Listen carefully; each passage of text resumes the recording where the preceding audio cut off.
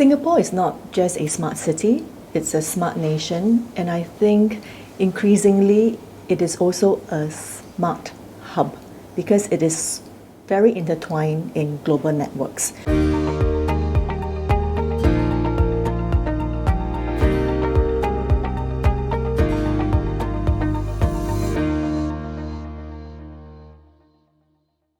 More recent years, digital technology has become much more advanced. It's much more of a disruptive force. And you see this in many sectors. For example, in transport, you have Grab, you have Uber, changing the way how transport is done. In retail, you have Lazada, you have Shopee, again, changing how things are bought and sold. Of course, the last 2 years, COVID-19 has accelerated these trends even more. You see a more widespread adoption of digital technology. Companies are realizing that digitalization is not just a benefit, actually it is a must. And we see this even in our own government grants. We know this because in the year 2020, when we had the COVID at its strongest and its highest, the number of grants that we approved in the government went up 5 times. 5 times that of what it was before COVID-19. Traditionally in the shipping industry, digitalization has always taken a backseat. But I think with the COVID-19 pandemic, it has actually shown that digitalization is indeed absolutely essential. And because of some of the restrictions in terms of travel, border restrictions, in terms of interactions, human-to-human interactions, you will find that the reliance on digitalization gets a lot more pronounced. So in the last couple of years, we've launched a key initiative. We call it Digital Port at SG. And POT stands for Portal for One-Stop Regulatory Transactions, which means when ships come in, of course, they have to fill in certain regulatory information so that we can allow them to come and conduct their business within the port. And it used to be that you had to go to 3 different agencies. This particular initiative, we estimate, has saved about 100,000 man-hours per year entirely for the industry. One of the largest changes that we have seen in terms of how digital technologies has been affecting society and governance really is in the realm of politics, specifically the relationship between governments and their peoples. Increasingly, what is really interesting, and we're seeing a lot of that in other countries, is 3.0 kind of digital governance. Right here, we're talking about, for instance, the use of civic tech to enable citizens to have a greater voice in public decision making. Citizens are able to provide solutions, provide their opinions on different types of legislation. As we become more digital in our daily lives, our exposure to cybersecurity threats increases as well. With the advancements of technology and the reduction in cost of technology, cybersecurity criminal activities becomes, I would say, relatively cheaper. I think the more subtle challenge is the word expectation. As we become more digitally trained, educated, accustomed to way of living, our expectation of business services has heightened. Our expectation of government services, right, will be pegged and benchmarked against all other private sectors, private organizations that you and I, as consumers, as citizens, are exposed to. Well, in the next step, the government is very focused on helping Singapore companies build up their digitalization capabilities. It starts with uplifting the broad base of companies, making sure all companies have a basic digital competency, and of course, helping companies in existing businesses transform their business models to compete in this new future economy. And so we have a program called the Start Digital Program, where we work with partners who are natural touch points for these businesses. For example, the bank, or for example, the trade association. At that point in time, we introduce some support packages for them to say, okay, you want to sign up for this, you want to build up this capability, you want to set up these things in place. Through the partner, we can help them do it. In the next phase, what's more important, because one of the buzzwords is sustainability.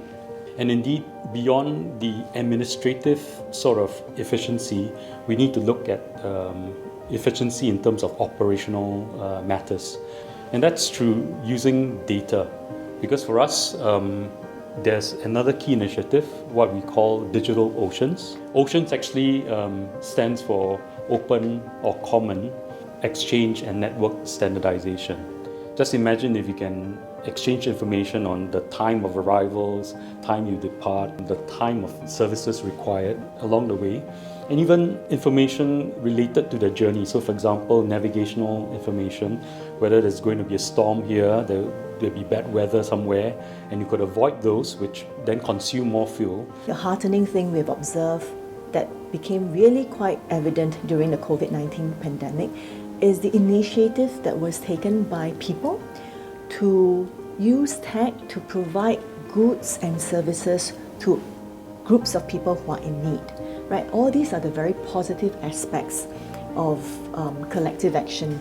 On the flip side, we also see how this attempt to build greater social cohesion, social resilience is being threatened by problems such as hate speech, doxing, and even the cancel culture. I think the danger of that is it can actually lead to the emergence of what I would say an invisible class of citizens. More and more people retreat from the public space into their private chambers of communication where they feel safe and more secure. So I think that has very negative implications for public discourse and social cohesion. With the digital journey that we all has been going through, right? We all know that we are not confined to our Singapore space. Do we really need to have CBDs? Will our new urban form take a different shape? So I will see the industry to move towards more knowledge-based from that perspective. And therefore that call for the entire support system of talent, the entire thinking through of the land use, right, and allocation of our very scarce resource that we have. So very big topic, yeah, but I think we are headed in the correct direction.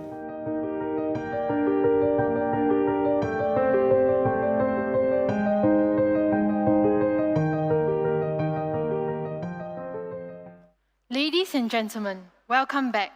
Before we begin the afternoon program, a gentle reminder to please use our conference hashtag if you are posting about this conference on social media. Our conference hashtag is #SP2022City. This third panel is titled City Who Belongs. In this panel, speakers will explore established and emergent social relationships and ties in the city-state that foster a sense of belonging and community. Continued efforts needed to build social trust and national affinity will be discussed as well. The chairperson of this panel is Dr. Gillian Koh, Deputy Director Research of the Institute of Policy Studies. She will open the panel discussion and introduce the speakers.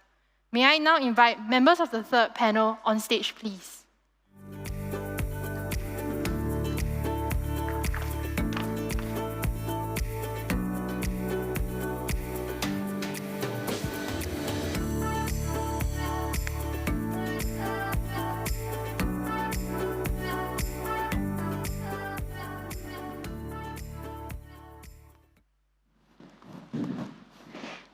Good afternoon, one and all. Welcome back from lunch.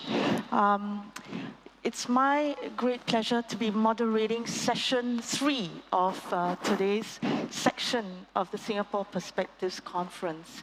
It's titled City Who Belongs. Singapore is a country and a sovereign state, even if it's merely the size of a city, an urban space and a modern economy that today supports the livelihoods of 5.45 million people. It's got to be a livable habitat for not only 4 million citizens, but also close to 1.5 million permanent residents, migrant workers, and foreign students. There's no better way to convey that interaction and codependence that exists between these two groups of people than to just peek into our households in Singapore, right? Something to the order of 245,000 foreign domestic workers make our households work. And I think there's another way to look into this interaction and codependence. A third of our workers in any average Singaporean workplace is foreign. and it ensures that our businesses are viable. Some sectors, the ratio is higher, some sectors, the ratio is lower. So as we consider afresh in this conference over these 4 days, the seminal speech that my director referred to, the seminal speech by the late Deputy Prime Minister S. Rajaratnam, he delivered this 50 years ago, about Singapore being a global city, what he called ecumenopolis, right? The world-embracing city. We must remember that at the closing of the speech, he said this, and open quote, "In this address, I've dealt largely with the economic aspects of Singapore as a global city, but political, social, and cultural implications of being a global city are no less important." I skip forward, and he says, "The political, social, and cultural problems, I believe, will be far more difficult to tackle. These may be the Achilles heel of the emerging global cities. Laying the economic infrastructure of a global city may turn out to be the easiest of many tasks involved in creating such a city, but the political, social, and cultural adjustments such a city would require to enable men to live happy and useful lives in them may demand a measure of courage, imagination, and intelligence which may or may not be beyond the capacity of its citizens. For those people who cannot develop the necessary capacities, the global city may turn out to be another monster, another necropolis, which, as we know, refers to a large cemetery with very elaborate tombs, a city of the dying and the dead." So the question of political, cultural, and social framework for a global city to work is important. And I think we've had more than a hint of that in the first 2 sessions this day. We have come a long way. We found that our success as a global city has been underpinned by a framework that has worked. We are not a necropolis by any means today. And I think that it stems from an appreciation, an acceptance and appreciation of diversity. It actually was the reason why Singapore, the country, came about in the first place. Lest we forget, we are, of course, an immigrant society, and we've seen that generosity of spirit in welcoming difference in the past, even if some were sojourners and returned to their homelands, as my director reminded us earlier. But many have stayed. And so we comprise people who are, of course, descendants of the original inhabitants. We comprise people who have been here for many generations. We comprise people who have just arrived and chosen to be here. In fact, let me cite one more quotation of the late Mr. Rajaratnam. And he said, "Being Singaporean is a matter not of ancestry, but of choice and conviction." Many are here today in 2022 out of ancestry, but many more are making the choice and are convicted about being here and maybe even staying here. So I think this is the task at hand. There are many who are here not to be taken advantage of, nor do we want to take advantage of them, but are here out of a sense of mutual benefit. So the question before us in this panel is January 2022 going forward for the foreseeable future. How can we ensure that our political, social, and cultural frameworks continue to be something that helps us be a vibrant global city, a country that has that generosity of spirit to maintain its fundamental identity of being an open, cosmopolitan city, and rather than it becoming an Achilles heel. So this afternoon, we are very privileged to have 2 expert speakers to kick us off on that contemplation. Here we have DS Cindy Khoo, Deputy Secretary in the Prime Minister's office, and she's had, of course, a history working in the public sector, and I think you can delve deeper into her background in the bio on the webpage of the conference. And then beyond that, we have Professor Ho Kong Chong, who's the head of urban studies at the Yale-NUS College, a dear friend because he's also associate professor in sociology at the Faculty of Arts and Social Sciences at NUS. And we have very many common friends, and he does very interesting research on neighborhoods in Singapore. So what I've invited my two panelists to do is first for Cindy to map out a broad macro view of who is in the city, who belongs in the city, who does this city belong to, right? And then I've invited Prof. Ho to draw on insights from his research to talk about the everyday lived realities of how people do belonging. How do they develop a sense of affinity as a community to one another as much as to this geographical space? So with that, each of them has 15 minutes, and I pray you will give them the attention they deserve. And I'd invite Deputy Secretary Khoo to kick us off. Bottom line, who belongs in this city? Who does this city belong to? What are the few things we need to do to ensure that the political, social, and cultural conditions foster a sense of belonging, sense of national identity, that itself also continues a tradition, a historical legacy of us being generous to those who have come from far lands, who may want to, by choice and conviction, stay here, or are sojourners and who are here to prosper all of us as much as for us to prosper them. Ms. Khoo? Thank you. Thanks, Gillian. I feel like there's a great task ahead of me being the first presenter to this very important topic. But so just to set out what I intend to do, really is to set out some basic facts and figure information about what's already happening, and then some questions that we have to maybe facilitate a discussion later on to answer these big questions that Gillian posed to all of us about who belongs to the city and who the city belongs to you. I will propose some possible answers, but by no means they are final in any way. So really looking forward to a discussion later.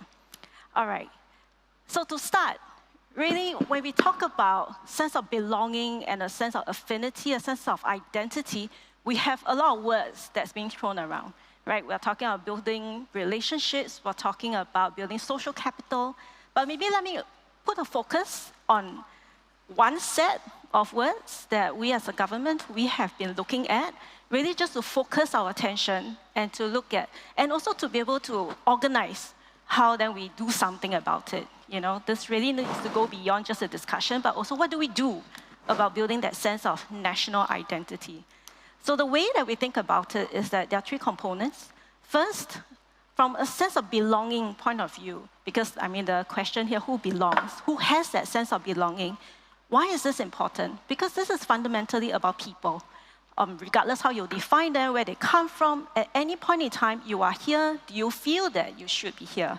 Do you feel that others want you to be here? What is that sense of belonging to the space that you're occupying in this city that we call Singapore? And why is that important? Because when you feel that you belong, when you feel that there are people that you care about around you and people who care about you, you behave in a way that's different from when you're just an individual, right? Where the community goes beyond the self, when nation goes beyond even community. How do you engender that? And what builds that up? That's one question, that we need to think about, either today or in the future. Then with it comes also a sense of commitment. Now it's slightly related, but not quite the same, because a sense of commitment also comes with it a sense of agency and a sense of wanting to take action to improve the lives of the people around you, the people with whom you share this sense of belonging, that you want to make Singapore a better place for yourself, for the people around you, not just today, but also for the future. So that's what we call that sense of commitment towards nation building. right? How do we progress as a nation really has to come from everybody that commits to wanting to build that nation with us, right? Now, the third one that I think is a little bit cliche, we always talk about shared values. You know, these are the values that undergird all our actions, what we believe in, where we take the pledge and we say, regardless of race, language, and religion, that's a set of values. But why is this particularly important for Singapore? Because unlike a lot of countries with longer histories, with natural affinity by race or by religion, our founding story is about a set of shared values. We chose to come together, we chose to bring forward ourselves as an independent state because of a set of values in our belief in multiculturalism, multiracialism, the way that we've developed as an open trading depot right from the start of our history. These are things that have molded our identity right from the get-go, and they don't come in genetic form. It really comes in a set of beliefs that now has been encoded in many ways, but, and you will see later, I believe continues to evolve for the better. So how do we make sure it evolves for the better and not for the worse? That's one of the questions then that we need to explore today. So just to share a set of vocabulary that I'm going to use today. Okay, some quick facts and figures. The numbers might be a bit small to read, but I think Gillian covered some of the major numbers already. Our population today is 4.45 million. 3/4 of it are residents, 1/4, no, 3/4 of it are citizens.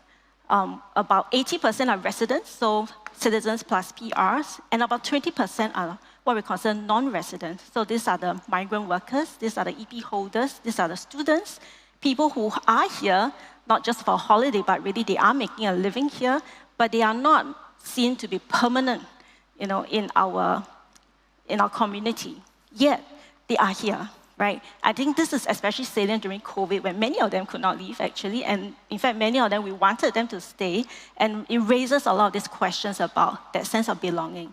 And the reason to the task, a lot of them actually have treated Singapore as their home, and they've done a lot during COVID to keep the country going, right? Now, on the right-hand side is a chart that shows the population growth rate over the past 10 years. You don't need to scrutinize all the ups and downs, but one thing to be I thought just to highlight is that when I talked about 80% of the population being resident, the fluctuation really comes a lot from the remaining 20%. When you see dips, the most major one the last couple of years, expectedly because of COVID, is really primarily because of the economic conditions that drive the demand and the ability for some of our transient workers, our non-resident part of the population, to stay here. Many of them had to leave because the economic conditions were such that there was no more work here for them. You will see in other parts of history, for example, there was a dip in 2017. It was because of a weakening of our construction and our marine sector. So even a sectoral kind of development sometimes can affect our numbers quite significantly. As the resident population stays stable, just to be very clear, it doesn't mean that it's static. It's actually very dynamic because we have new people joining us every year. Every year, we have about 20 to 30,000 people join us as new citizens, as well as new PRs. And that's not a small number. Just a matter of comparison, we also have about 30 to 33,000 new citizen births every year. So we're really replacing ourselves. We have this number of people who are joining us every year. Some come as adults, as new citizens and PRs, some come as babies, but how do we raise them as Singaporeans? That is the question, right? So there is something that we need to do every year, consistently, to continue to refresh our identity. At the same time, within the community, we also know that the texture of society is changing as well. Even as the racial composition remains stable, we see a lot more cross-cultural families being formed. On the left-hand side, you will see that there are a lot more transnational marriages. It's not growing, but there is a sizable proportion every year. About 1/3 of them are transnational. On the right-hand side, you see a chart that's about inter-ethnic marriages. They're not exactly the same. It can be transnational and not inter-ethnic and vice versa. But again, where you have a family that's being constructed with two adults coming together with a different background, it raises questions about what's the new identity that this family has? What's the influence that they have with the extended family and the community around them? how do they pass on their values, to the children they are going to raise in this family? And how much of it, I guess this is a question, is Singaporean? In the next part of my presentation, really is about looking ahead to the horizon that's ahead of us. I couldn't find a very nice picture, but looking at this picture, where you look at a little sailboat, just imagine that is Singapore. We're tiny, not just by size, but even if you look at, for relevance for the topic of today, is our history, our heritage. We have a very short history. Our identity is relatively new in the grand longevity of history, but the journey ahead of us is very long. And our sense of identity is really the one that is the vessel that's going to carry us forward into the horizon, across the seas with whatever challenges we're going to see. And sadly, you will see there are clouds that might be gathering, and there are challenges ahead of us. Why do I choose this analogy? Really is because my belief is that putting aside all the hard policies, what we're going to do with schemes, programs, initiatives, what's going to help us tide through storms, overcome challenges, has to be our national identity, our sense of togetherness, sense of belonging, our shared values, and that's a vessel that needs to be solidified to be able to weather the storms. If you think about where we are today as a little sailboat, the challenge ahead of us really is, how do you reinforce this boat, build it up, even as we are sailing? That sounds challenging, and that's why I'm posing this question today. Some quick thoughts about the trends that are ahead of us that might shape why this is challenging. I think this has been talked about for a long time. Social media, technology, it cannot be understated how much it's going to affect us. The implications are far and wide. But I'll just zoom in on a few things relevant to today's topic. One, about how we form future relationships. Social network, it can be very helpful in terms of helping us reach out and have very expansive networks. It can also help us reach people who otherwise cannot be easily reached, form relationships that otherwise cannot be formed. But yet, I think this will not be unfamiliar to everyone around this room. It also has a risk of causing echo chambers, right? Where relationships are formed primarily with people that are already familiar with, that you are happy to have relationships with. It's easy to stay within your comfort zone. So it can help, but it also has its challenges.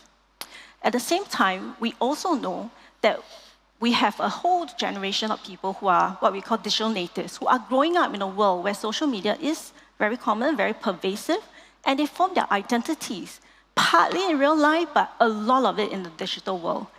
Their form of individual identity certainly will also have an effect on how they form relationships with others around them. So these are some of the signals that we're looking at. We have been told that digital natives who have a lot of social media accounts, they care a lot more about their online presence, about their online image. They have a lot of friends or followers, depending on which language you choose to use, but they may have very, what we call ambient intimacy. They have a preference for ambient intimacy in that they don't have deep relationships, but they prefer it more superficial.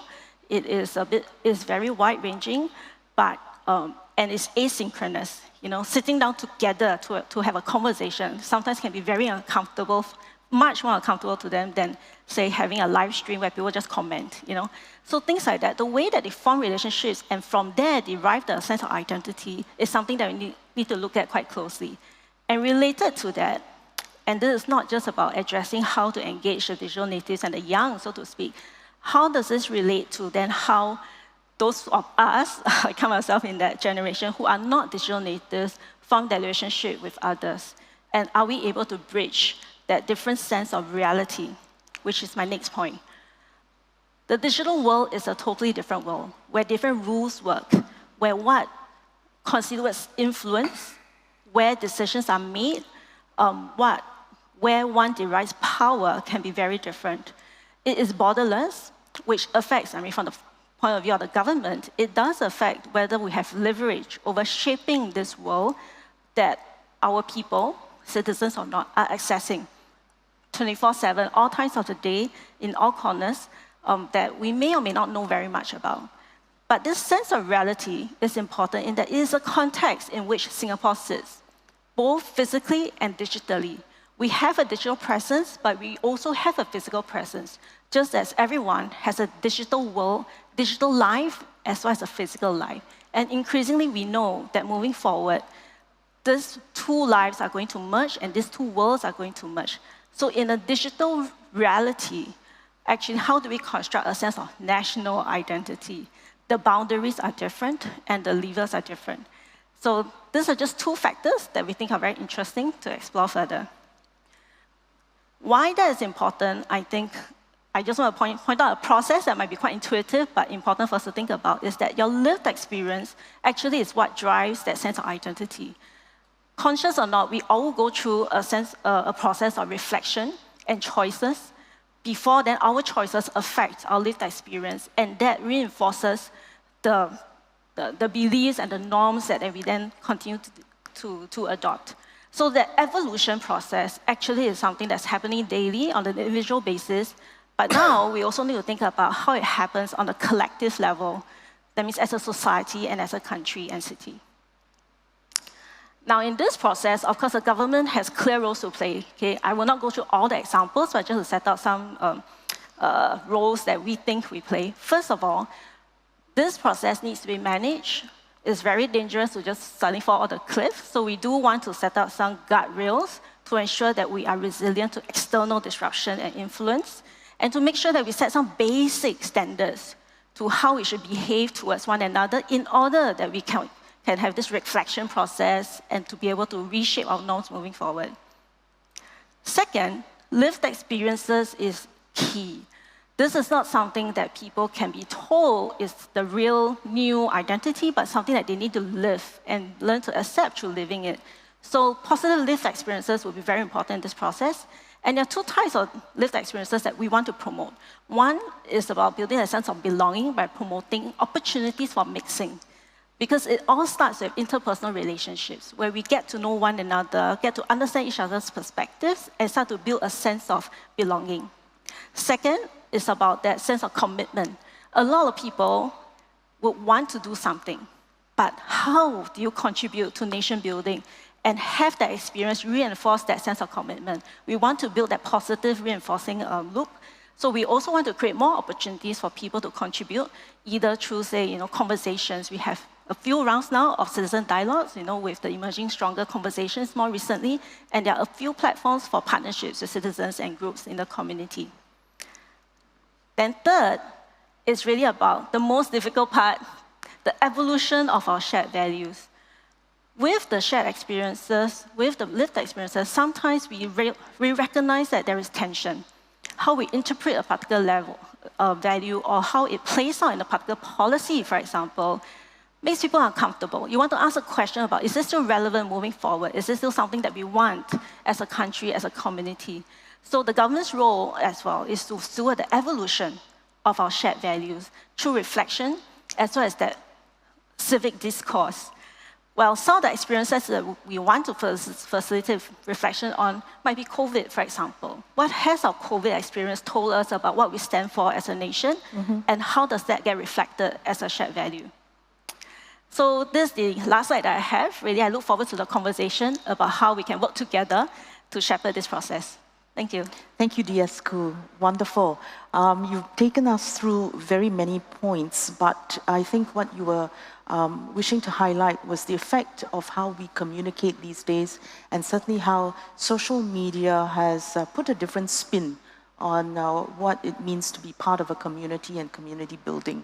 And you are hoping to see that interaction between what's online and maybe in the daily lived realities of community in our heartlands. And I think this is where Prof. Ho will fill a couple of gaps for us.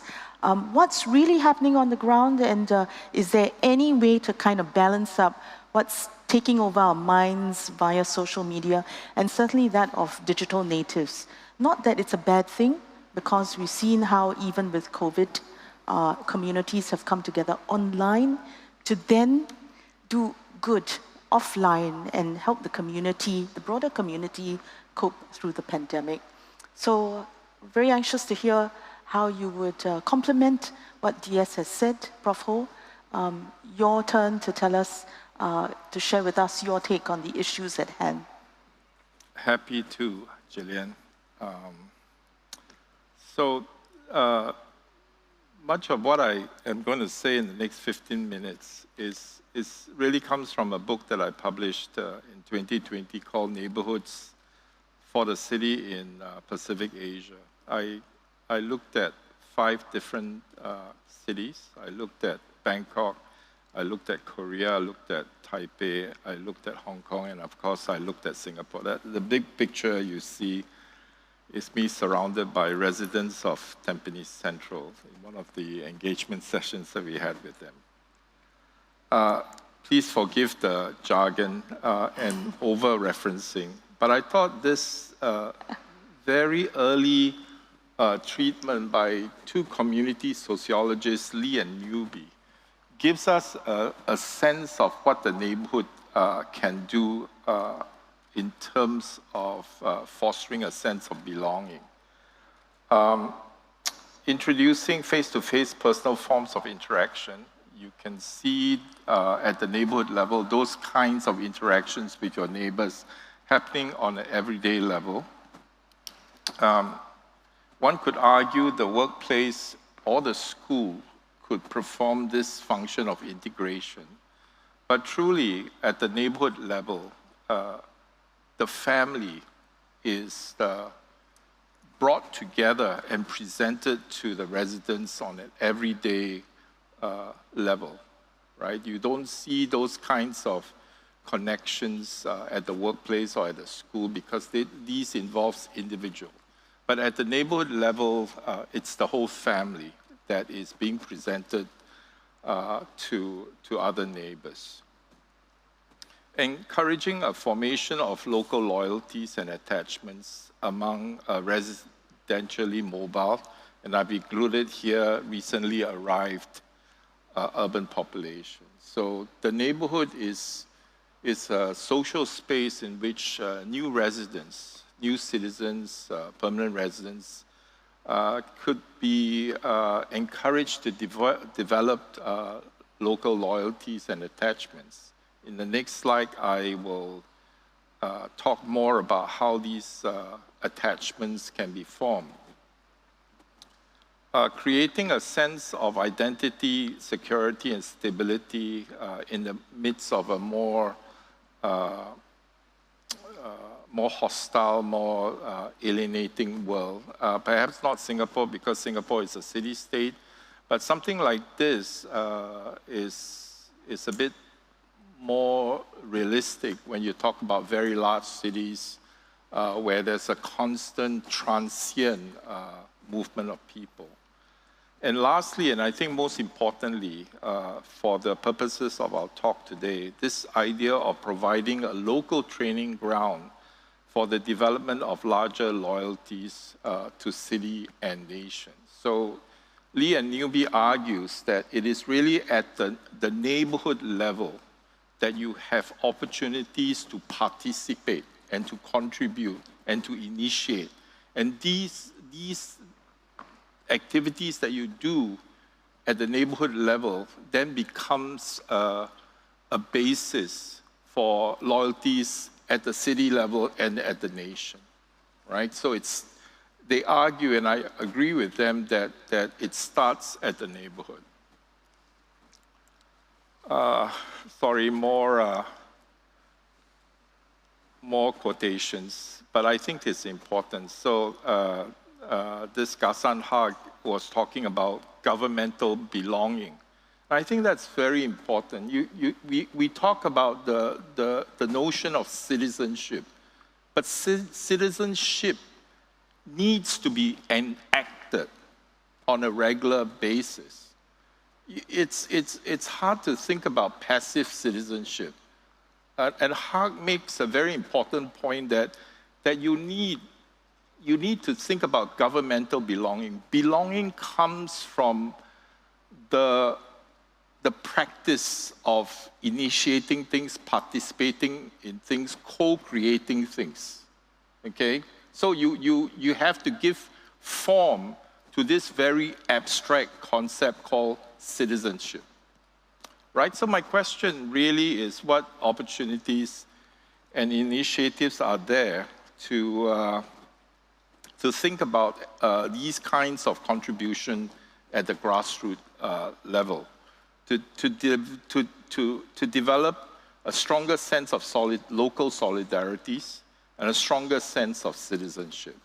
I argue that the Singapore neighborhood has all kinds of examples. So if you walk your neighborhood, you see different kinds of initiatives at play, from sustainability kinds of drive. I was at Toa Payoh yesterday for one of my projects, and we see the grassroots leaders trying to organize a collection of waste and recycling. Elsewhere in the same constituency, we see a chiller where residents have gone out to get vegetables and fruits and left them there at the chiller so that whoever wants to use it, to take it, can just go up there and take and use the fruits and vegetables.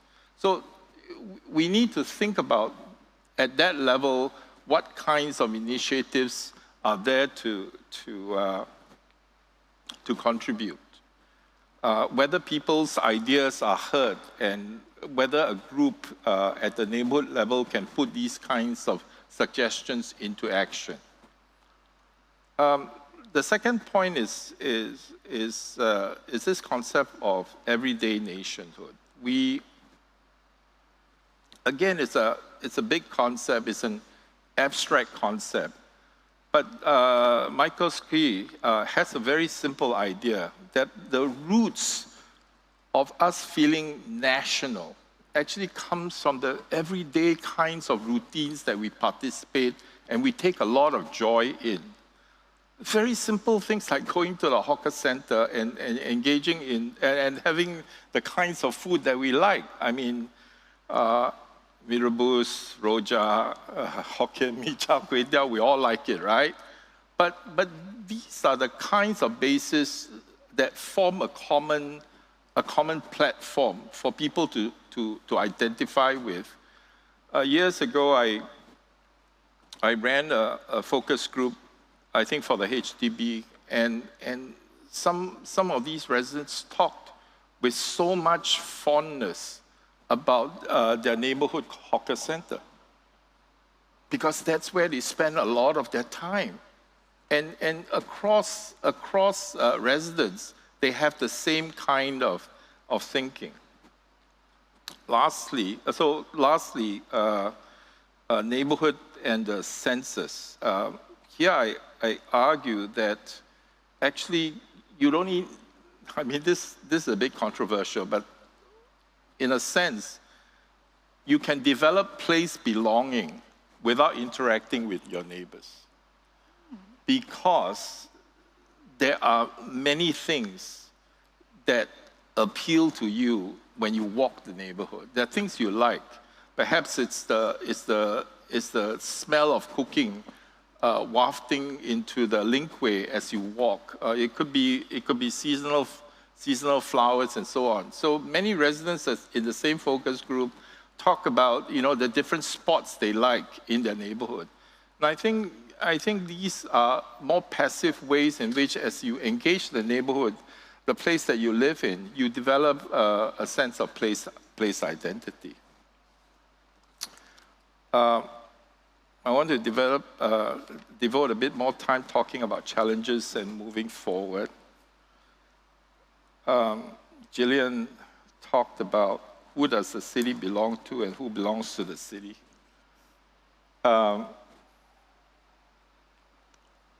In a way, this idea of belonging is a very oppressive expectation and an imposition. Okay. If you think about it, it's a two-edged sword, right? I mean, we want belonging, but if we keep harping on this issue, it can become oppressive. Okay. The people who wrote about the city and about urban culture 1 or 2 centuries ago, people like Zimmel, talked about the freedom of the city People love the city because the city offers freedom. The very diversities that are in cities work to offer us freedoms because no one is totally accountable to a single group because there are multiple groups, right? So when we ask about belonging, we also must think about the other side of belonging, and that is freedom, all right? So it is both important and it's also a challenge. The second thing I wanted to talk about under challenges has to do with new citizens and PRs. And we hear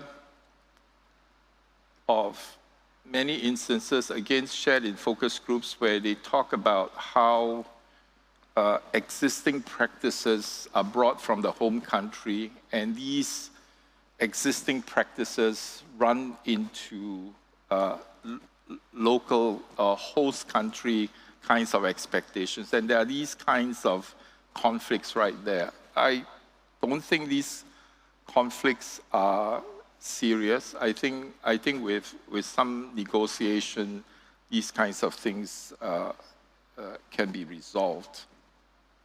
But I think it's the question of how perhaps the resident networks could help bridge some of these practices and some of these local expectations.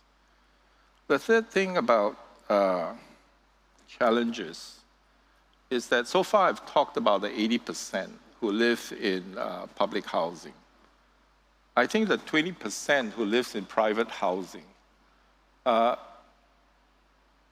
is no,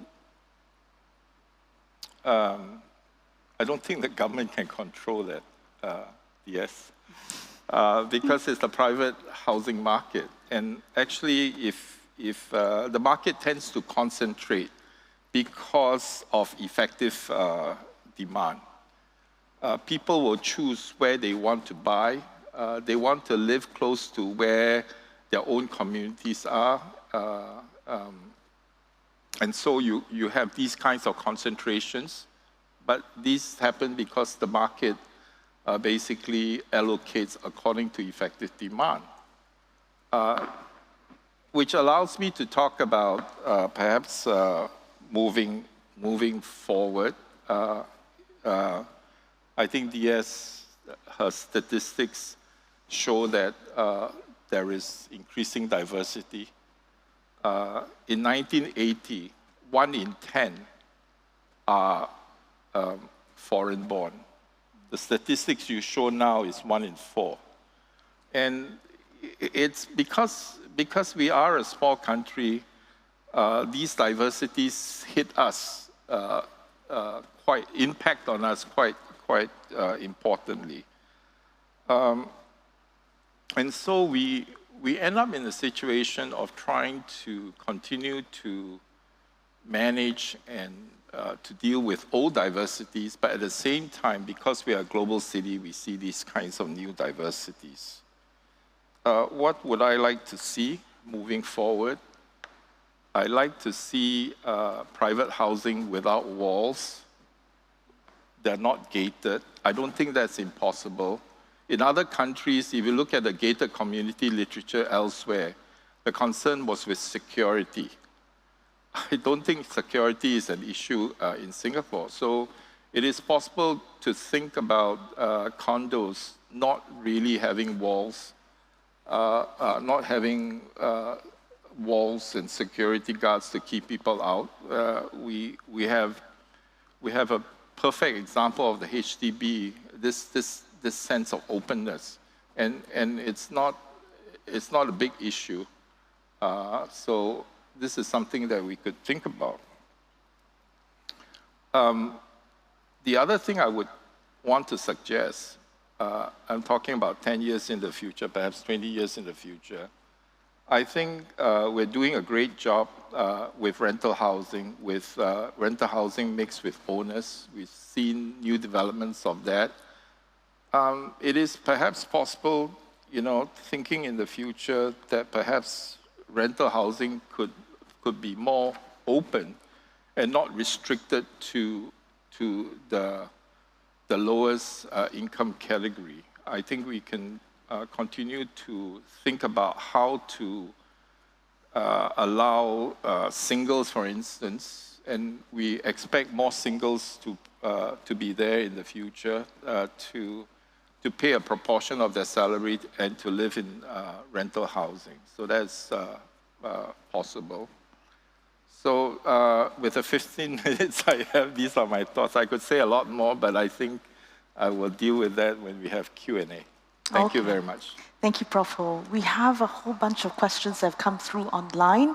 I just remind participants here that you can also step up to the mics and raise your hand, and we'll take your questions and comments in this room as well. The other way is for you to scan the QR code and take a look at the Q&A that is on the website. You can upvote your favorite question. There are quite a few, as I said, but I'd like to invite you, Prof. Ho, to just engage DS Khoo for just 2 minutes. DS Khoo said it's important to develop a sense of national identity because actually we're not just a city, but that we are a city-state and a country. She said, if you belong, you will act differently, you will have a sense of commitment, you will grasp a sense of agency to contribute to a better, I guess, country, Singapore, and that there are shared values that contribute to that sense of cohesion. So your comment was that this concept of belonging can be an oppressive one, but is it something that is necessary when we talk about Singapore, not the city, but Singapore, the city-state or the country? So would you just have a little argument for 2 minutes, please? Prof. DS Siddiq, why don't you kick off? Because I'm sure you were dying to, and then Prof. Ho can respond. DS, to his comment about possibly straining into the point of being oppressive when we talk about belonging, national identity, defining who a Singaporean is, which is actually a top voted question. But I'll give that person the chance to have his or her question read out later. So have an argument. No, not really an argument, because I thought it's a sound reminder that it's very dangerous if we make this a yes or no question about do you belong or do you not belong? Yeah. Okay. Because it's not that, Yeah. I think a sense of belonging or even a sense of identity is it's a textured concept. There are a lot of different aspects of feeling like you belong, but maybe there's just something else that it doesn't resonate with you, but that's fine. You recognize it as something that's important to other people, for example. That in itself can be a shared value. To value diversity can be a shared value. So I don't think the two are necessarily like opposing ideas. I'm sorry to let you down, not a fight here. But how do we then engender that? Because that is very challenging. How do you know where you draw the line? I mean, in the example that Prof had cited, neighborly disputes because of differences in practices, day-to-day practices, where you hang the laundry, can you hang your lap chong outside your house, things like that. It comes to nitty-gritty things that cause people to feel like you're intruding on my space, but is that the line that needs to be enforced, or is that something that should be negotiated? Right. I thought Prof talked about it being negotiated, which is exactly if you recall my 3-stage process, you have a choice. When you have a neighbor who is hanging the lapchong outside and it's really smelly, you have a choice in terms of how you belong. Saltfish. Lapchong is not so is quite okay, right? Pungent. Please. You have a choice of how you behave in that situation to have a conversation that allows a value of, I recognize diversity, but there's also neighborly friendliness and mutual respect that is also important. Can we have a conversation about it? So I think that is where I think we would like to have a greater understanding in terms of how different things can sit together and not necessarily in opposite, it needs to be in a fight, put it that way. So you're prepared to accept a more expansive view of belonging. So Prof. Ho, no argument here. No, you're being naughty here.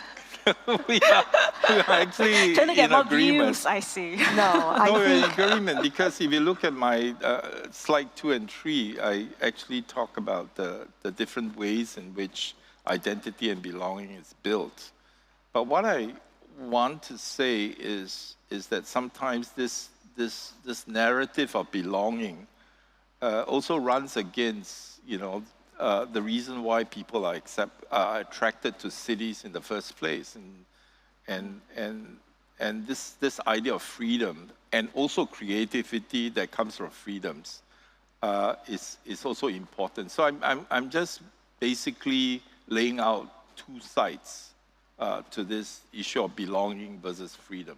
I think we need both in the end. okay. So I think the first question I'd pose from what's coming in online is really who gets to define who is a Singaporean then. I think we have to admit that there is a national discourse about people being Singaporean and not being Singaporean, different.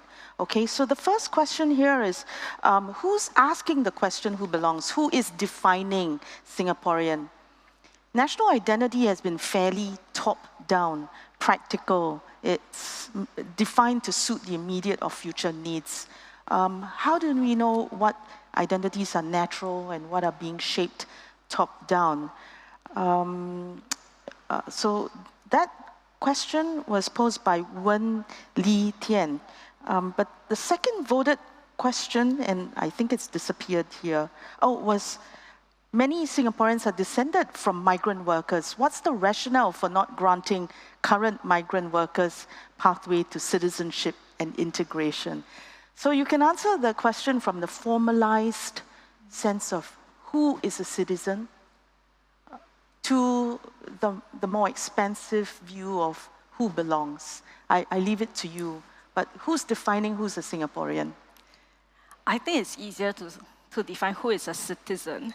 I mean, going by the legal sense, so maybe I'll tackle the more, the policy question about what's the rationale for thinking about who to grant citizenship or who we choose to then, well, not even citizenship, but even PR, to have them be able to stay here in the longer term, and why do we not offer that pathway for migrant workers? It's a good question, it's a fair question, and actually if you don't like that policy, that is a fair question to challenge, right? Now, the key consideration here really is a numbers game. I'm sorry to say, it's as simple as that we have a population of 5.45 right now. As I said, 20% are non-resident. We do have quite a strict policy around who we offer PRship to. The tightening came about 2009, and basically you have to be a PR and spend sufficient time in Singapore before we will offer citizenship, right? I mean, it has other criteria about your, how likely it is that you can assimilate, will you contribute to the country? More importantly, do you have relationships with Singaporeans already in Singapore? Because that tells us whether you are then likely to be anchored in Singapore and whether you are likely to already feel a sense of belonging and all that. I mean, none of it is exact, none of it is foolproof, but it tells us who we might prioritize. Now, around 2009, 2010, I can't quite remember exactly when, we tightened who we might offer PRship to. Because, if you recall, during that time, there was a great lot of discomfort about how quickly we were letting in people into the country, and then once you come in, they are not going to leave, and then we're going to crowd out the locals, I think those sound still quite familiar now. Now we have kept it to a fairly moderate number, so it is about 20,000 every year that we offer PR to, but not 20,000, 12,000 I think, less than 20. So is that too many? Is that too few? So far, we're just keeping it constant. If you feel that more should be coming in, who should we then give it to? That's the question. Should we be offering that to more of the migrant workers? They are a wide range, right? They are the EP holders, they are the WP, the S-Pass holders, the students. We have a lot of applicants every year, and we turn away very many of them. So it comes down to a matter of who you might prioritize. And so far, we have prioritized those who already have family here, for example, spouses and children of citizens. We prioritize people who have studied in our school system. and have found jobs in Singapore, for example.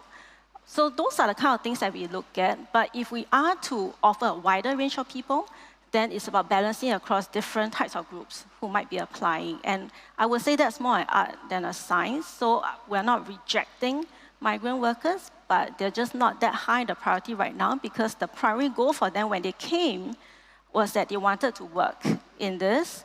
They knew the terms and conditions. They came in, took on a job. They knew that they would leave after a period of time. The expectations are different, I would say. So where the expectations are different, similarly, we will also imagine that their interest in wanting to stay here for the long term and become a citizenship will also be different. The pathway is not closed. I think it's a matter of whether they would find other forms of employment, whether they might come back again, so on and so forth. If they build deep relationships here, situations evolve, individual circumstances evolve, and really it comes back to if they really want to make a living here, the door is never closed. Okay. Yeah. Thank you. So you mentioned the issue of pace in the past, and this was cited by Dr. Chong earlier this today. And there's the space, but you also said that there was public discomfort. So this discomfort came from the public. What was the government's sort of response? Well, the government response was then to slow down the pace, essentially. Which you've mentioned. I think the key thing there was to know that the door is not closed. It's really more a matter of how much space, both psychologically, socially, and physically, that we can make for everyone. There is a trade-off. I'm sure everyone around the room can agree. So the government's role is to make that trade-off on a very operational level, one application at a time. But at a philosophical, conceptual level, this is something that we decide as a country, right? How inclusive, how expansive do we want this space to be? How accommodating do we want to bring in people who might then be less like yourself, and maybe they leave after a while, for example, as what Prof said. I do think one element I forgot to address earlier, that sense of freedom, is also that you can choose to leave. Right? Okay. I think this was a discourse earlier as well, that often when we grant that peership, people come, oh, they're just using this place as a stepping stone, they don't really belong here, they didn't want to belong, but why do we judge them that way? It is possible to have an articulation about, with our sense of identity, that this is a place that some people stay much longer, some people come, do their part, and then they go forth and continue to be friends of Singapore, but are they therefore, to be negatively, viewed? So I think those are the kind of conversations we can have that will give us a lot more space, to balance that trade-off. Thank you for that. Prof. Ho, your response? There was a question earlier about who is a Singaporean. Yes. Yeah. So is this a top-down definition? Yeah. And what else is there in terms of sense of national identity that's not defined by that top-down concept? Yeah. That question sort of reminded me of another focus group I ran many years ago, and we were basically trying to figure out identity, and we composed the focus groups to involve new citizens from who are all Chinese, right? They're from Hong Kong, they're from Malaysia, they're from Indonesia, and from China, and the discussion actually became very interesting because they started asking, okay, if you can't speak Mandarin, you're not Chinese. that would exclude me. Yeah, it excludes me too. Okay. But it was interesting about how there were these preconceived notions, a certain essentializing of what is Chinese. But I think that episode sort of made me think that the process of being Singaporean is actually a lot more fluid, open to negotiation. I mentioned in my talk that there are certain everyday ways in which we developed a sense of identity, right? And I think those conversations will continue to evolve. It's very hard to say, okay, if you're Singaporean, if you are doing A, B, C, you can't. And I think as the demography changes in Singapore, I think that that idea of who is Singapore and who is a Singaporean will continue to change. Okay. Well, that links us to a a couple of questions here. The common Singaporean identity expressed in food, language, and festivals is based primarily on Southern Chinese, Southern Indian, Malay, and Eurasian identities. Should we expect this identity to shift, or should we try to preserve it? Again, another one, this is also anonymous. Defining our national identity has become increasingly challenged by the influx of PRs and foreigners who bring their cultural norms and changing social texture. So they're different. And then this is also played out on social media. They're here, they bring their norms, as you said, needs to be negotiated. But there seems to be some rigidity. So there's another question that says, how can we achieve a better balance between the rigidity and the flexibility? We are a city-state, open. We want to be able to kind of judge for ourselves. I love that question because actually this is such a challenging topic. I was very stressed about it. And when the friends around me asked me what I'm stressed about, I told them, I'm speaking on this. And everyone has a different answer to what makes a Singaporean a Singaporean. Okay. One of the common ones, of course, is Singlish.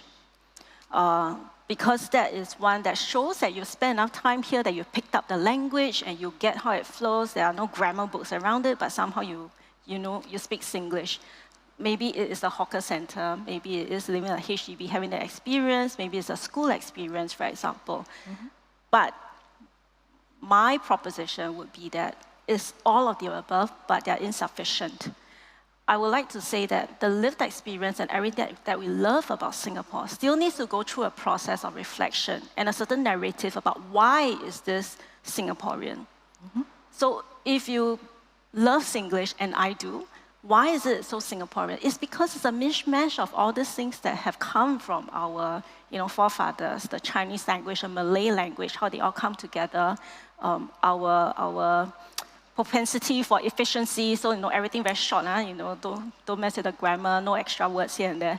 So there is a certain sense of the underlying way that we live our lives that has created this phenomenon called the Singlish, in the way that we communicate, because we've had to communicate across different contexts, and then it resonates in a way that allows us to get things done. So, or hawker centers, for example. Why do hawker centers today exist? Because we want to bring things together into a clean place, so that efficiency is important, the diversity of food is important to us.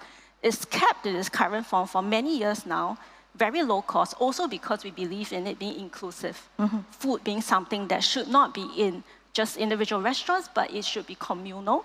I mean, there are certain concepts in our most beloved lived experiences that reflect shared values, that reflect what we love about Singapore. Okay. So that is a reflection process and a certain narrative that if we believe in, we continue to hold on to it, it stays. Mm-hmm. If we no longer believe in it and it needs to evolve, it evolves. Mm-hmm. Our food has evolved with the influx of a lot of Chinese, and they brought their culture here. Yep. We have mala potato chips now, and we love it. It's being sold in 7-Eleven. What's wrong with it? Okay. So to a certain extent, I think there's nothing wrong with the sense of identity evolving as the complexion of a society changing, but do you have agency in shaping it? Yeah. My argument is it's not top-down. It is not left to other people shaping it. Be part of that conversation, and then you are part of the author of Singapore identity. Fantastic. Love Prof. Ho to jump in before we take 3 questions from the ground. Yeah. Prof, also say a little bit about how you see that sense of agency, that embedding of the culture or the evolving of that culture on social media, because we also have a question about the effect of social media in redefining the national identity as truly lived. Yeah. Over to you. I can't say too much about social media, but I wanted to add to Cindy's comment about things that we hold in common and of the lived experience, because on top of that, I want to remind the audience that participation is very important, because that's the basis of governmental belonging and citizenship. Mm-hmm. So it's not enough that you feel a common set of elements. That to be Singaporeans and to be Singaporean citizens, there must be this attempt to try and contribute, initiate, and participate. Right. Okay. In order to build that. Okay. Social media, I leave to you, Gillian. Right. I'll invite people in the audience to share with us their favorite everyday neighborhood that's happening on social media. I think there are a few of those that are very interesting that are recreating Singapore's culture and identity. So let's go to the floor. Let's start there. Please, speakers, take note because we'll take all three and then you can decide which one suits you, okay? Yes, let's start. Okay. Thank you, DP Khoo and Prof. Ho for your sharing just now. So I'm Kim from National Junior College, and I wanted to address one of the things that DP Khoo actually brought up just now. So there seems to be a new digital community that's being created with the prevalence of social media. And as much as the freedom of the internet seems to tout better minority representation and a lot of diversity of ideas, it seems like there's also the prevalence of silos and echo chambers that have been growing, which then leads to this very polarized manner of thinking. So without needing to be restrictive and actually undercut the main appeal of the internet, how do we... Hello? Okay. Yeah, how do we then adapt to this new digital sphere and allow for true discourse of ideas so that everyone can belong? And how do we cater to people who may be less active on such social media spheres, since there's pretty important discussions that are also happening online? And could you just say a little bit, Kim, about who you think is not in this space, just to explicitly spell it out? Who's not there? I think that people who may be less active in such spheres may be, I guess, like older generations that are not as used to being on the internet, because I think that the youth are very, very active on social media circles, or people that generally just don't really like engaging in social media because of how new of a platform it might be. Okay. Thank you, Kim. Thanks for that question. Over to the person there. Yes. Thank you. Hello. Okay. Good afternoon. My name is Malcolm from NUS High School. Hi, and Malcolm. I would just like to tie a few concepts about the digital and the borderless nature of the digital world, as well as the oppressiveness of perhaps the notion of belonging, as well as I think my question ties a little bit to Kim's as well. So my question is there, or rather, should there be an onus or responsibility on the Singapore netizen in cultivating this sense of belonging and defining a digital border? Thank you, Malcolm. And that question over there on that end. Hello, I'm Kim from Republic Polytechnic. You're also Kim. Oh, yeah. Hello, Kim. All right. So my question is, how do you think the increased consumption of overseas media, such as TV shows via streaming services like Friends on Netflix, for example, influence the evolution of what it means to be Singaporean, especially in areas of like social culture and shared values? Yeah. Okay. Thank you, Kim, from Republic Poly. So, yeah, just jump in. DS, please. Yes, I feel like I have to because I'm so-called Gen X. So not quite a digital native, but certainly spent my youthful years when it was exploding, it was exciting, everyone was going on social media and you build up, you know, your site. Very often you build up your sense of identity from a lot that's what's happening online. But yet, I also remember days when there was no such thing, right? So in a sense, I think exactly as Kim has pointed out, that Kim A, Kim B, Kim A said, it's really about bridging. It's very hard for us to say that you can stop what's happening on social media, precisely because that is the freedom that is creative. It draws people in quite naturally. The occurrence of echo chambers and all that, of course, is the doing of algorithms and all that, which then the tech companies can do something about. So at a very macro level, at a governmental level, from a governance point of view, of course, there are certain things that can be done. We can, I mean, the EU is very forward in it, in terms of setting standards for what they will allow to happen.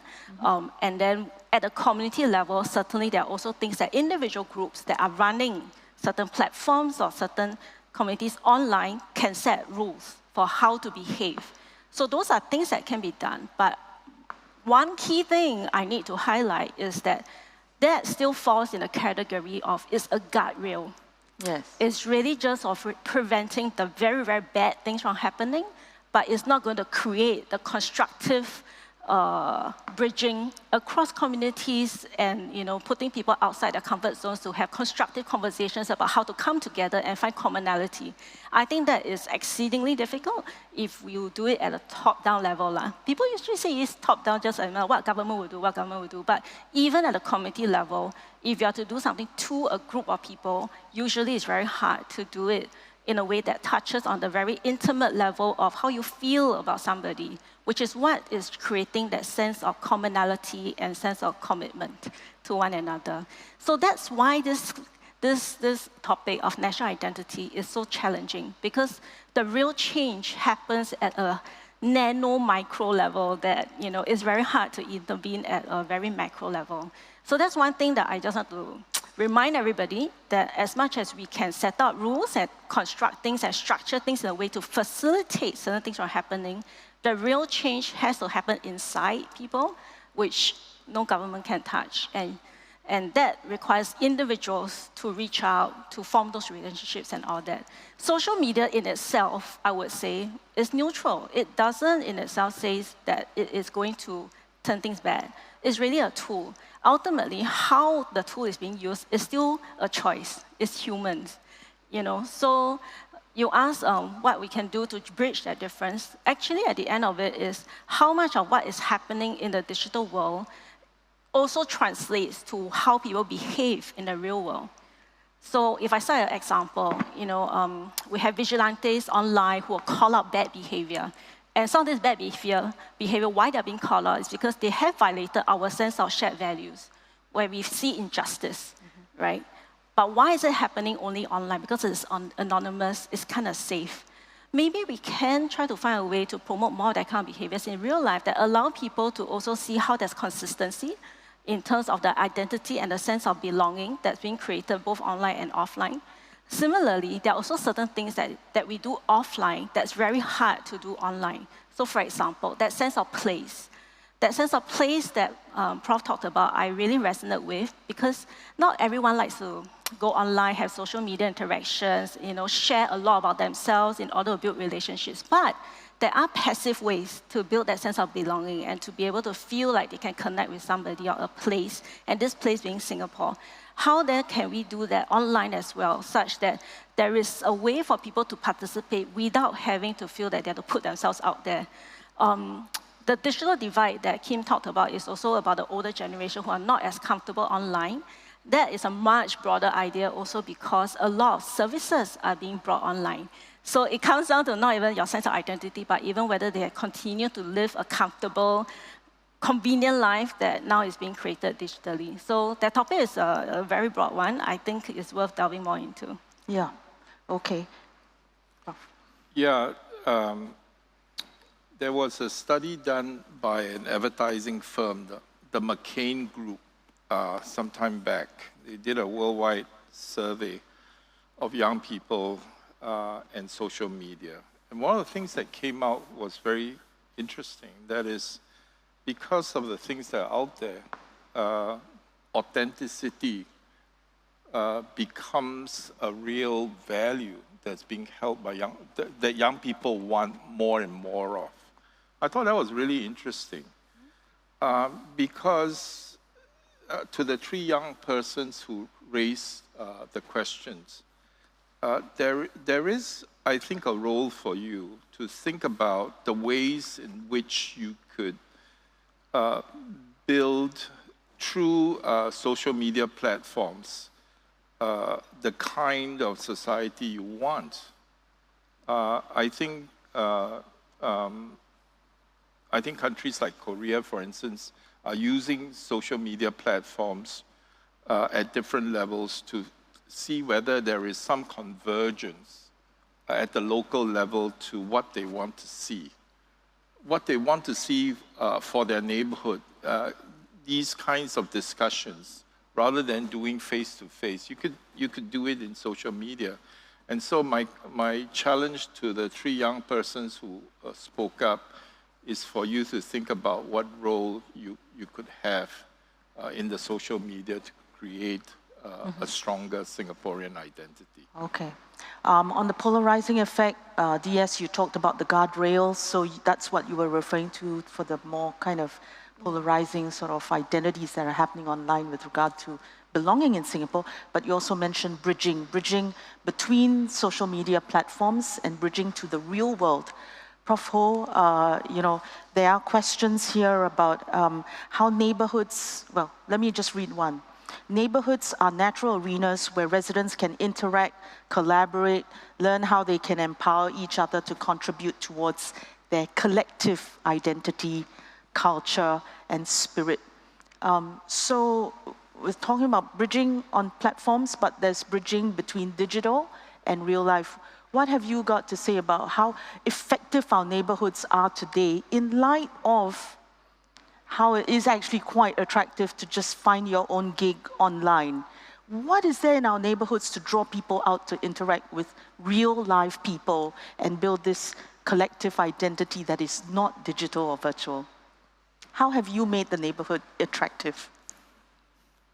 Well, Gillian, I think you did a study on Tampines. I think there are I quite did. a few. I did. Yeah, I'm giving you a chance to sell what you do. No, and I'm trying to be realistic here. I mean, I have a concept of a minimal neighborhood, simply because people in their everyday lives are just too busy. Okay, they're busy with their friends, they're busy with their family, they're busy with school, and they're busy with work. And so I think even with a minimal neighboring model, this kinds of solidarities can be built for the reasons I mentioned in my talk. Yeah. What are some of the instruments? Common walkways, playgrounds, I don't know. All that. The kinds of amenities that are outside there for residents to enjoy and to meet their neighbors.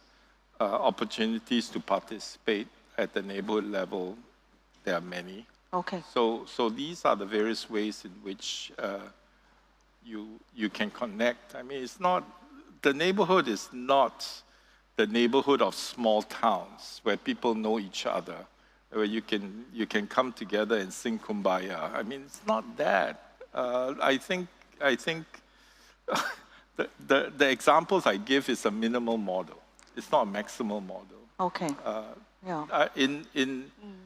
In high-rise, high-density Singapore, those kinds of things you can't exist.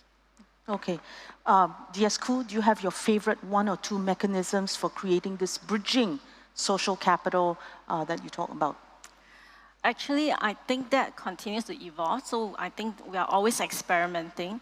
I think what Prof talked about in terms of that boundary of neighborhood in the digital space, those boundaries don't exist. So it's not that you have to be a Tampines resident to be part of a certain community. If you love Tampines and there's an online community about Tampines and the awesome development that's happening there, you can participate.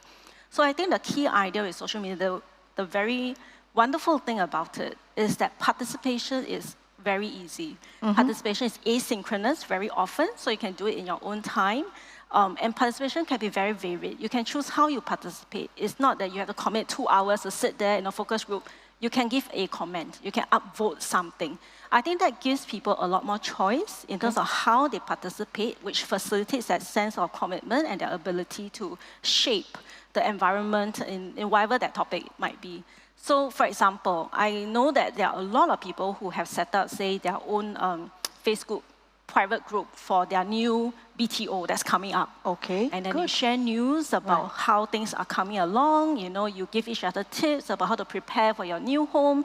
You can even, share contacts for contractors, whatever it is. You can even start building that sense of community and sense of neighborliness before the physical space is even ready for you.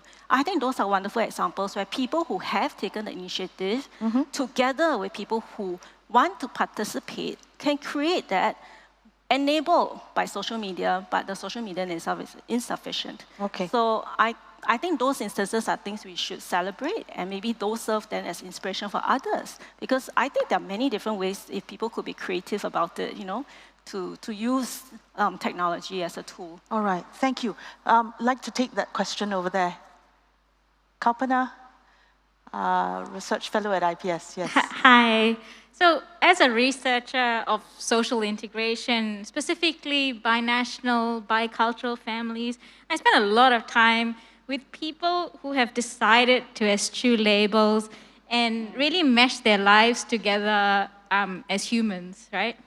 So if we see this group as a microcosm of the integration that we are aiming at as a nation, when will we be ready to move past neat labels like CMIO to accept that in real life, identities are a lot more porous and fluid? Comment, or do you want to respond or react? Prof. Ho? Well, identities are already fluid and porous. I think we recognize that. As we said, the diversities will even be greater moving forward. I think DS said that. I agree with that. I think the challenge is what keeps DS up at night and what keeps me up at night as well. That is, how do we develop a strategy that both insists on common things that we agree on moving forward with regard to identity and belonging, but at the same time, be flexible enough, because our society, our city is changing so fast. I think that is the challenge. Okay, so if culturally we are allowing ourselves to be more flexible and adaptive, then what is it that makes it so important that there's a definition of who's a member of Club Singaporean, rather than just broadly speaking a member of Club Singapore? Why does it matter then? I think that side of the house of the argument is losing it this afternoon. So please, why does it matter? Actually, that's one of those things that it does keep me up at night, because it's a common question, right? Why do we still need a CMIO definition or label? The crux of the question is what is attached to the label? What are the implications of the label? If your starting assumption is that the label equals identity, I would say that's not how we think about it. Right. Right? Because we already know there are plenty of Chinese, let's say, who Can't speak Mandarin. Can't speak Mandarin. We have stories of Chinese children who've been adopted by an Indian or Malay family. You're raised Malay. Why are you Chinese? Are you Chinese? What makes you Chinese? I think those questions, we already know that trying to categorize people into neat boxes never works. So we are under no such delusion.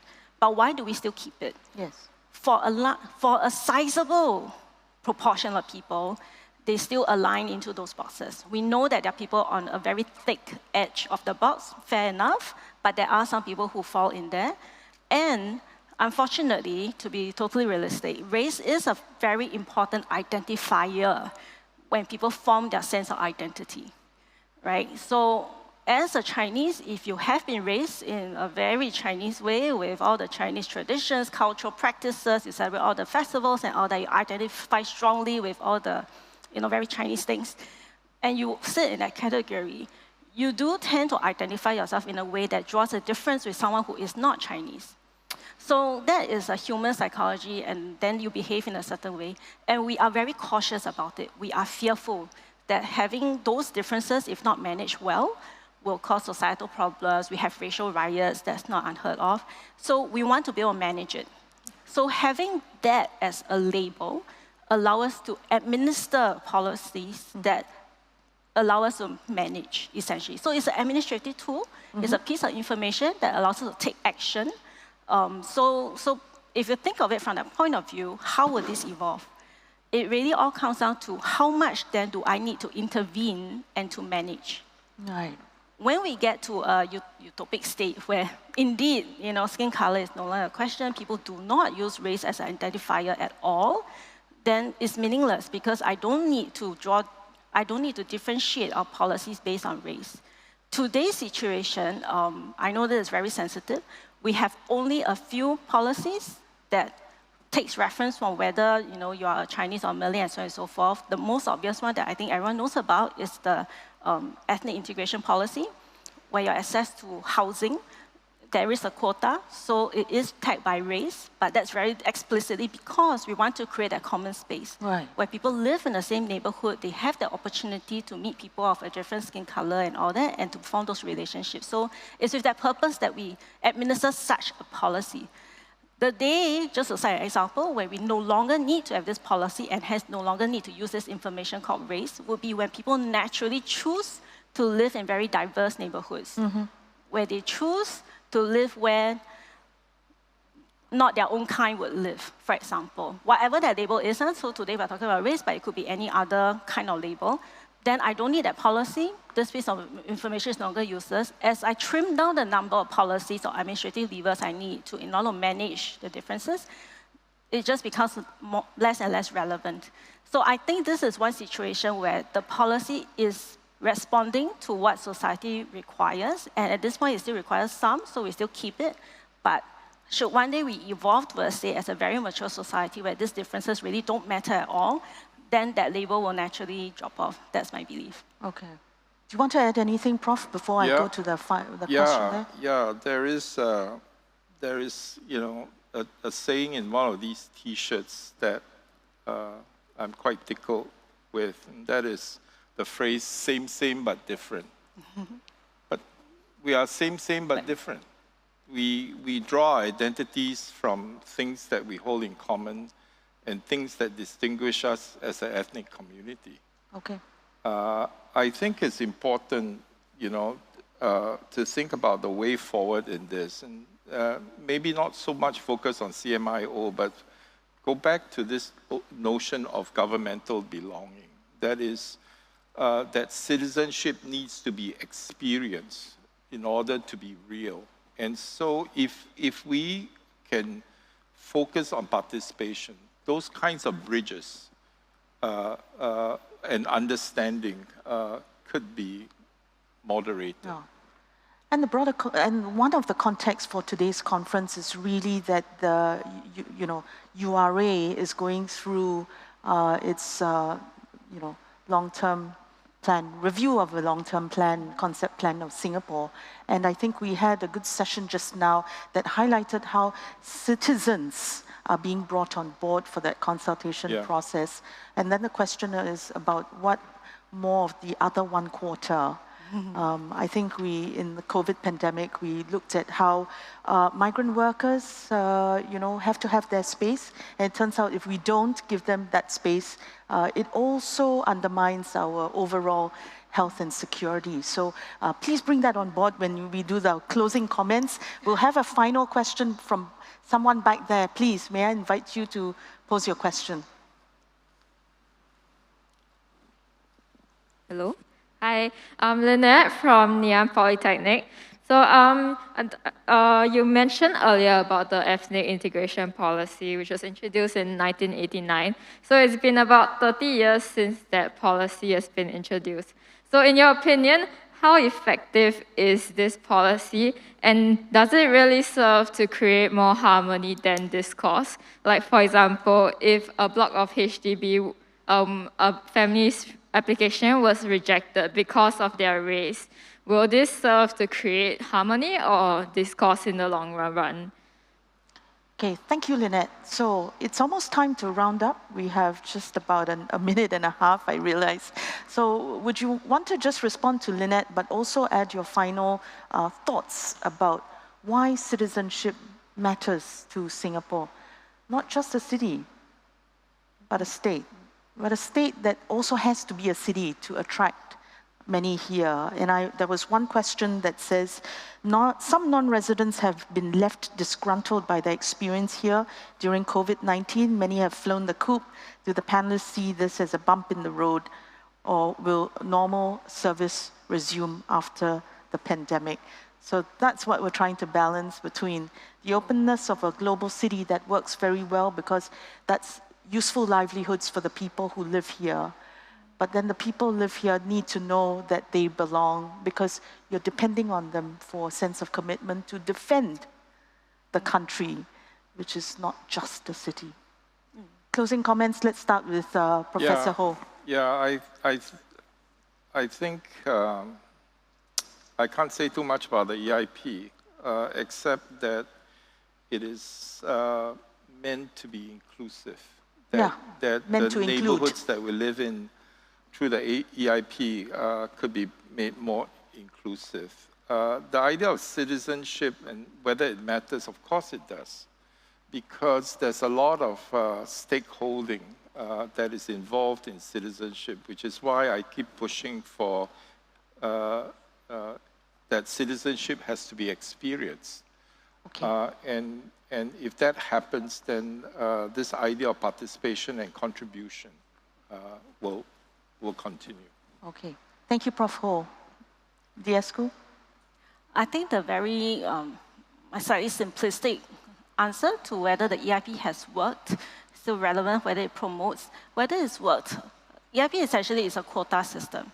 So the day when the quota is no longer biting, as it no longer stops people from making purchases or forming a certain enclave, will be when it's no longer relevant, right? When it no longer stops the behaviors that we don't want, which would be the formation of enclaves, then that's when we think it's time to sunset the policy, essentially. Today, the fact that there are still a lot of applications that potentially could be rejected because they have met the quota means that there is still a tendency for people to want to congregate in a way that we think doesn't promote cohesion and that kind of shared lived experience in the neighborhood. So that's why I think that is something to think about. You know, when people are unhappy when they hit the quota, in the grander scheme of things, we are looking to build that lived experience after they've gotten the flat for many, many years after that, including their children and all that. So that momentary disappointment is something that we have to prepare to bear because we're trying to build a community beyond the individual household. Which I guess those citizens applying for the flat should appreciate at a higher level. Yes. And that's exactly the kind of, I think, the citizenship participation that Prof has been very strongly advocating for. And the contrast Prof mentioned is that when you leave it to the private sector, you've seen the clustering of many people, of certain groups. There is that proclivity to cluster even within Singapore, tiny Singapore. Yeah. Okay, so if you leave it to the market, as we have certain estates, you know, as the test case, then that's what happens. Anything else before we wrap? I think just to reiterate, I think what Prof has said, this thing about citizenship participation as a way to reinforce citizenship is something that we don't take lightly. So even for non-residents, I think, Gillian, you have been talking about those who are not PRs, they are citizens, but they are also here, right? Actually, who is advocating for them? Who would be able to exercise citizenship for them even when they are non-citizens are the citizens of the city, right? Because at the end of it, they do have a voice as well because we do have a lot of groups, NGO groups, government-led groups also that do reach out to them and get their input, their comments, try to meet their needs and so on and so forth. But if that's not adequate, that's up to all of us to do something about it, right? Because I think at the end of it, if we believe that this is a society and a city that's inclusive, there's a home that is for people who, by legal definition, are non-residents, but they are here, then that's something that we can change. Either in your immediate neighborhood, because you can also have ground-up initiatives around those things, and there are a lot of these initiatives, or you want to advocate for higher level change, maybe use social media, maybe you want to speak to your MP. There are a lot of things that, you know, every individual can do. So I think this, my final note is really just a call to action that today's topic is a big one, but it needs to be tackled at a very individual level. Okay. Thank you. Thank you for that. I know I have a lot of friends in the room who want to expect me to say that that interaction about citizens speaking for migrant workers has a very checkered history. But of course, we're now in a better space where citizen voices for migrant workers has come up, and it's slightly more welcomed. And we saw that in the pandemic, there's a more listening ear in MOM and in government to see how much better we can do for our large migrant workforce here. So with that, I hope that you will join me in thanking our speakers who've really been very, very kind to take all our questions this afternoon and give us their hard points of view, their hard truths about the challenge of balancing the fact of us being a city, a global city after Rajaratnam's vision, and yet being a country, a nation, with a real question of who would stand up for us, never mind belonging, but who would stand up for the concept of Singapore if push comes to shove and we face a crisis. Somebody has to, and we really need to confront that very hard scenario. So please join me in thanking them in the usual way. A round of applause. Thank you, DS Khoo and Prof. Ho.